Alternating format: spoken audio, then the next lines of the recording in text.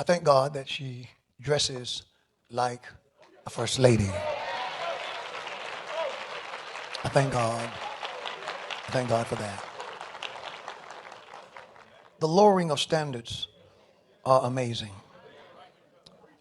A preacher presented his wife the other day, and I guess you call that a flesh-colored dress. I don't know. I don't know. It's black dress and flesh color. It gives the illusion that she's not wearing anything underneath. First of all, he bought the dress, and then he said, "I want to address people who don't know anything, who haven't been anywhere, who don't know nothing." So I guess our objection to a man of the cloth presenting his wife in public looking like a $2 whore. Two, two, at least two. Now, I didn't say she was. I'm not talking about her. My statement is not about her. My statement is about him. I said he presented his wife, and he said he bought the dress. Those are his words, not mine. And there is nothing classy about that. There's nothing modest about that. Um, um, he said we haven't been anywhere. What I would like to know is where have you been? Where did he go? So I'll make sure that I never go there. Man, I ain't gonna even lie to y'all. This is a breath of fresh air to me. This is a breath of fresh air. I ain't even lying because I almost started losing hope. Shout out to you, Pastor Wooden. Shout out to you, Pastor Wooden, for calling a spade, not holding no punches, no gray area, telling the whole truth, and nothing but the truth. So help you God. Thank you, Pastor. And see, Pastor Jamal Bryant, First Lady, this is what happens.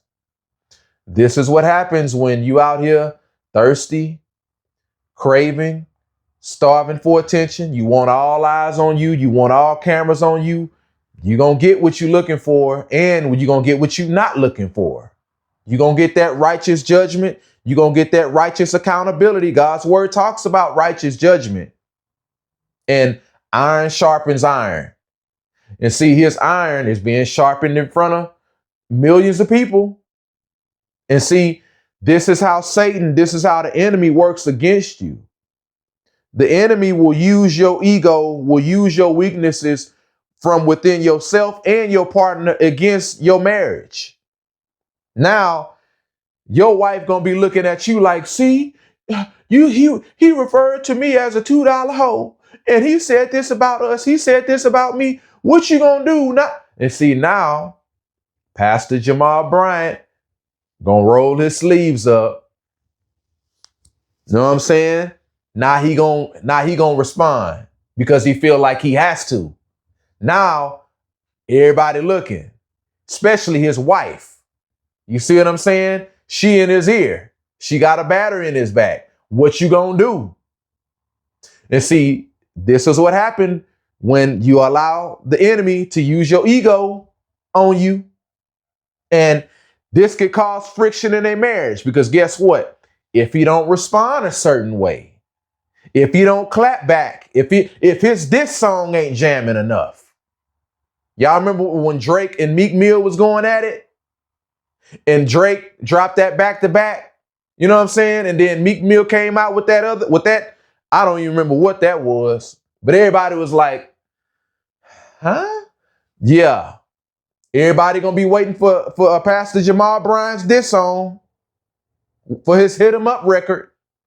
And if it ain't Hit 'Em Up, if it ain't Nas Ether, you know what I'm saying?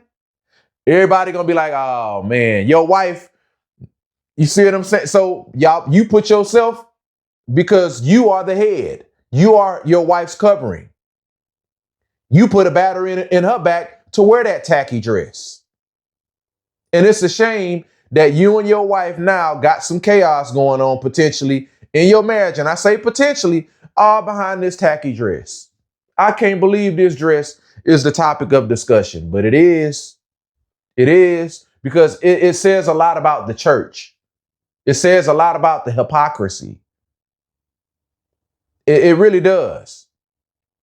But see, a lot of women, you really got to understand how you dress is not about you. I mean, yeah, it's about you, but it's about your husband. It's about the representation of your marriage. And see, when you out here dressing like you want more than one man's attention, yeah, you're going to get more than one man's attention. And you're going to get some of these responses that you ain't going to want to hear. And that's going to put your husband in a tough spot. You see what I'm saying?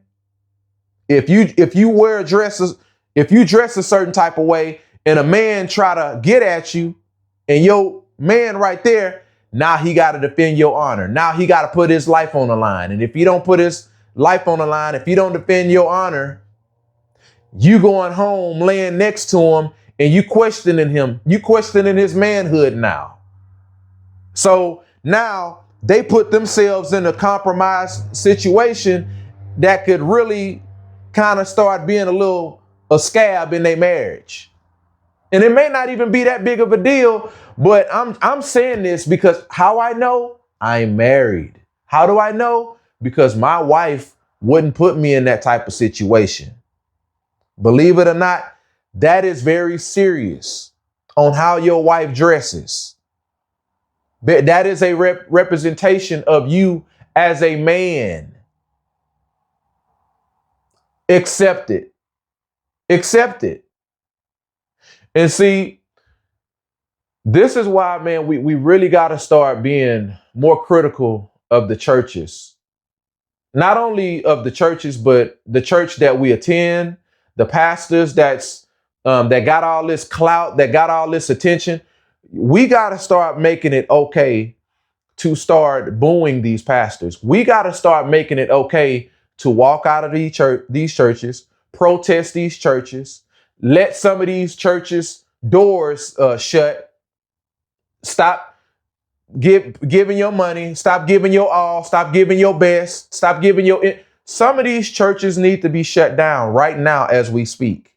We have so many corrupt pastors that's out here living like hip hop artists. So many of these pastors that's out here living like entertainers in Hollywood. But hey, it's like y'all give these pastors so much room for error, so much gray area that they could play in your face with. And see, if we want to talk about the love of Christ, if we want to talk about the love of God, right? We got to start implementing Christ energy. You know what Christ did when he was frustrated with the church? Flip tables. We got to start doing that. Are you really about that life? See, a lot of people don't know the life of Jesus like they claim they know. If you really study Jesus, Jesus was gangster. Jesus was gangster. You see what I'm saying? It's more than just him healing people and him dying on the cross. Nah, Jesus held it down. You see what I'm saying? Turn water to wine.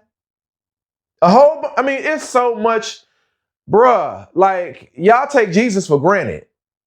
And y'all really got to start implementing his habits that he practiced.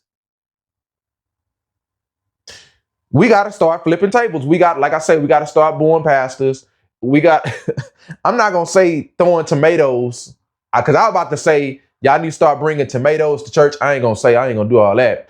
But yeah, these pastors have to start walking around here being nervous. They have to start being cautious. We got too many pastors that's comfortable. Way too many comfortable out-of-pocket pastors. And Jamal Bryant is one of them. One of the many of them. Okay, if I said that correctly, who cares? But we have a lot of pastors that's out of line.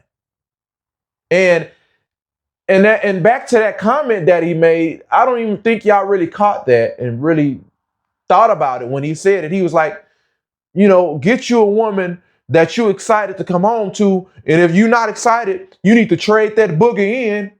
You need to get you a woman that, these Negroes will talk about. Like, he told on himself. Like, so what do you do when you see an attractive woman at your church? A man, that's on your deacon board that has a pretty wife. How do you look at her? Do you talk about these other men's wives? So it's like, It's just so much behavior and so much innuendos. It just goes over y'all head. But I don't miss it. I don't miss it. I catch it every time. That's why I'm here to call it out every time. But see, it's so many men in the church, just like Pastor Jamal Bryant. That's why we have a lot of men that avoid church. That's why a lot of men avoid church, because I'm going to go ahead and say this, and I know this is random. The reason why a lot of men don't go to church is it's this very reason, and I'm sure y'all heard it. A lot of men know a gamer. A lot of men can see through the BS. They know a gamer when they see one. And the real reason, though, is a lot of these men don't go to churches because they know their pastor is full of it, just like they're full of it, like their pastor. See, a lot of these men, when they see their pastors being playboys, lying in the pulpit, not really about that life, a lot of these men can see a reflection of themselves in the pulpit, and they ashamed. They don't want to see that mirror reflection. That's why a lot of men low key avoid church. See, I wasn't supposed to say that out loud, but I just said it out loud. I wasn't supposed to say that, but I said it.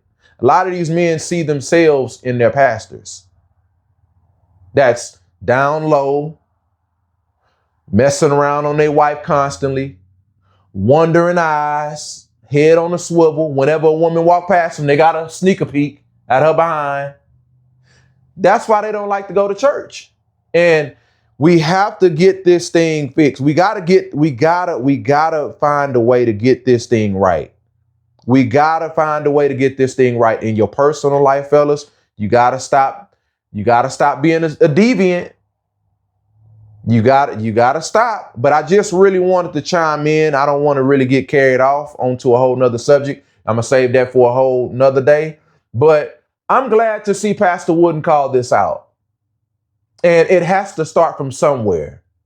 It has to start from somewhere. And the thing is, it's sad that it's only one thus far. Now, a lot of these other pastors, they're going to follow suit because just to, you know what I'm saying? They see Pastor Wooden doing it. Now they're going to want to do it. Sometimes it takes that first domino to fall to knock all the other dominoes down. You see what I'm saying? But Pastor Jamal Bryant, man, I hope your pen ready. I hope you're ready to write a whole bunch of diss records, because you're going to have a lot of pastors to respond to. So, but anyway, man, I just want to chop it up with y'all for a second. But anyway, man, y'all have a good one. Peace.